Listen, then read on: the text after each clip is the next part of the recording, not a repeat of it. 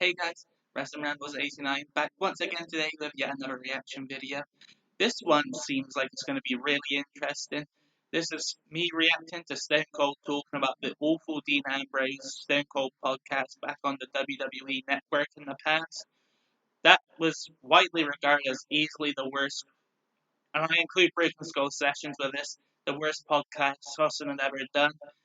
Ambrose/Moxley looked disinterested and upset, and Austin couldn't get much out of him. So I'm really curious to what Austin has to say about it. So without wasting any more time, let's get started. uh, the big payoff, as you were talking about. Jericho grabs a horn, starts demanding that thank you. And here's something. I'll go into this story because people have been asking this for a long ass time. I can't remember how long it's been since this happened, but now the word's out on the street and I get a chance to address it. And you happen to be sitting in front of me, so I'll tell it in front of you. I did a Stone Cold podcast a couple years ago with Dean Ambrose, and for whatever reason, we got off on the wrong track, and it was a rough podcast. And I have been carrying 1,000 pounds on my back ever since that happened. I felt so bad about that interview, and I was leading the interview, so I take the fault of it because I'm there to get people over and make them come off like $1,000,000. Yeah.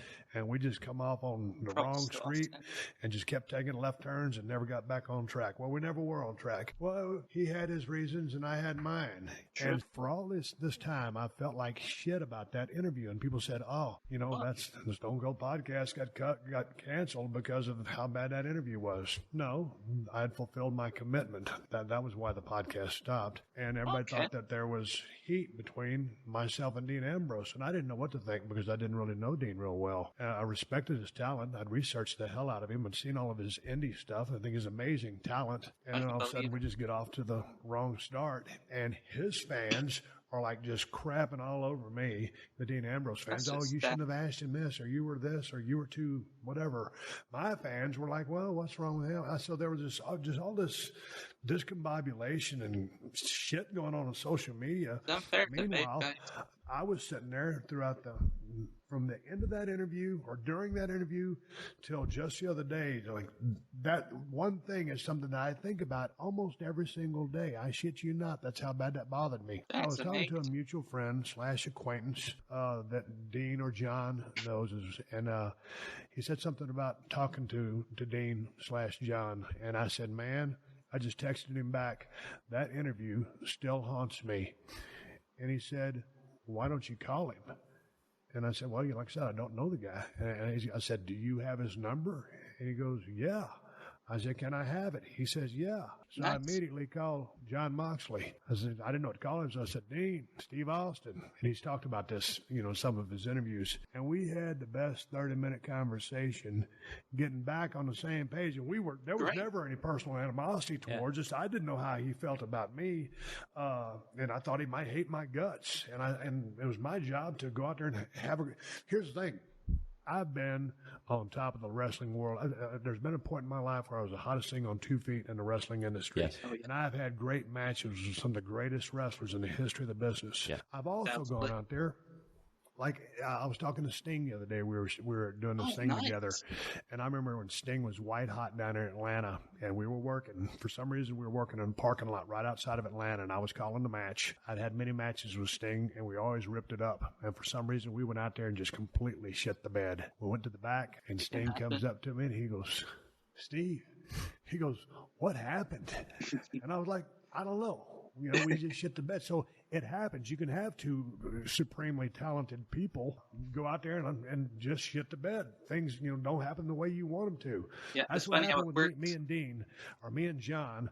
And so anyway, we got back on the same page. He never hated my guts. I guess, he's obviously a lot younger than I am, and he was a Stone Cold fan back in the day. Huge.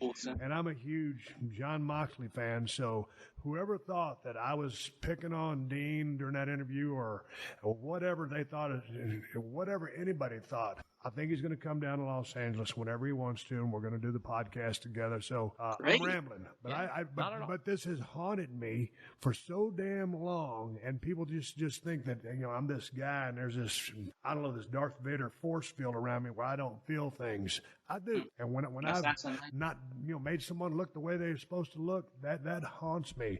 So now the fact that we're back on the same page, I'm looking forward. Awesome. And I had no idea just how badly that affected Austin. It sounded like a genuine thing. It wasn't just like him being phony or trying to suck up to Moxley or suck up to the fans like who were on his back. That was complete genuine. You could tell by the tone of his voice and the way he was speaking.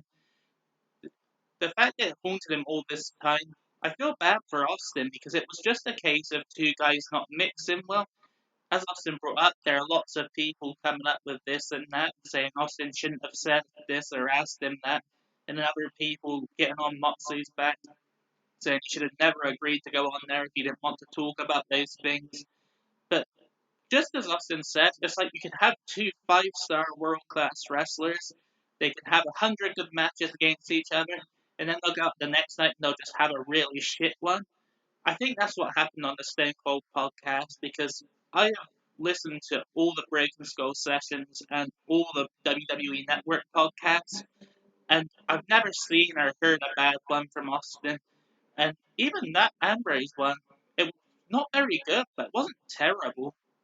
Definitely kind of frustrating, but it still wasn't the end of the world, but it just looked terrible in comparison to all the other ones he had did.